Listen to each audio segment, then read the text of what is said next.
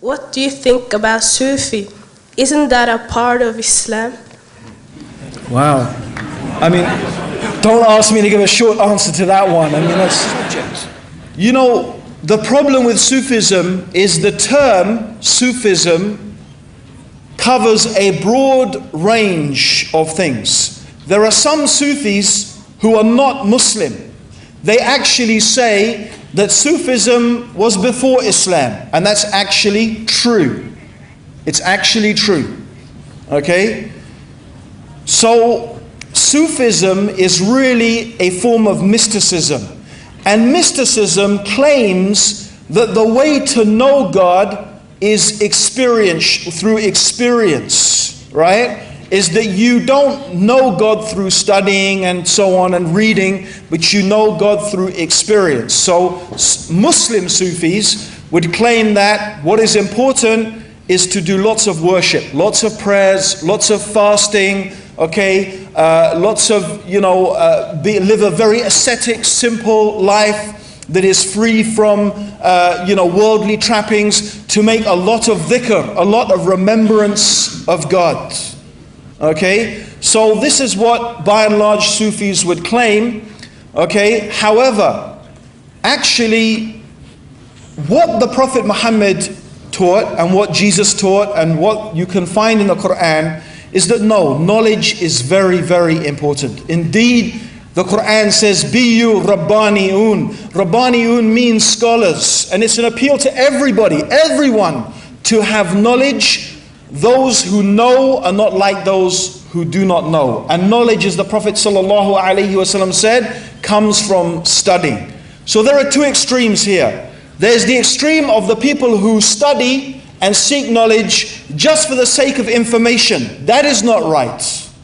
Knowledge in Islam is studied so that one can act upon it. But how do we worship God? How do we remember God? How should we behave as believers in God? This is only going to come through knowledge, and the deeper your knowledge, the deeper your study of the Quran, then the more and the greater your appreciation of that. That is also therefore matched by worship, prayer, fasting, remembrance of God, and so on and so forth. So there is a balance here. Sufism, unfortunately today, has gone to an extreme. It's gone to an extreme. And that's the problem with many things. Just like there are some people who concentrate on fighting. Fighting, Yes, Islam has some rules about fighting. Yes, the early Muslims did have to fight in order to fight for their survival and defend themselves and defend their land.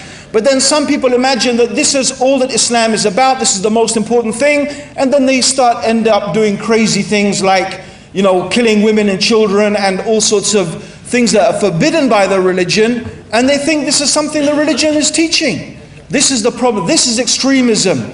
Much of what is Sufism is also a type of extremism, okay? But it's in another direction, okay? Where they have gone to extremes in asceticism, in, making dhikr and even inventing things and doing crazy things like, dancing around and twirling and, getting to ecstatic states. And, like if you could imagine the Prophet Muhammad and his companions, right? Twirling around in the masjid and getting to, ecstatic states. And this is not the religion.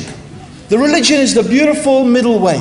You see? So we should not be extremists at all.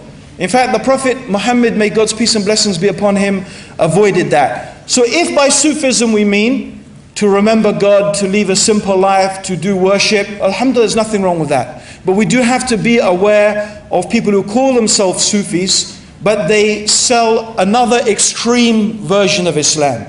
We really need to tread the middle path, and that is the Sirat al-Mustaqim, and that is the way that leads to Allah subhanahu wa ta'ala. Bi-idhnillah, jazakallah khair, may Allah reward you.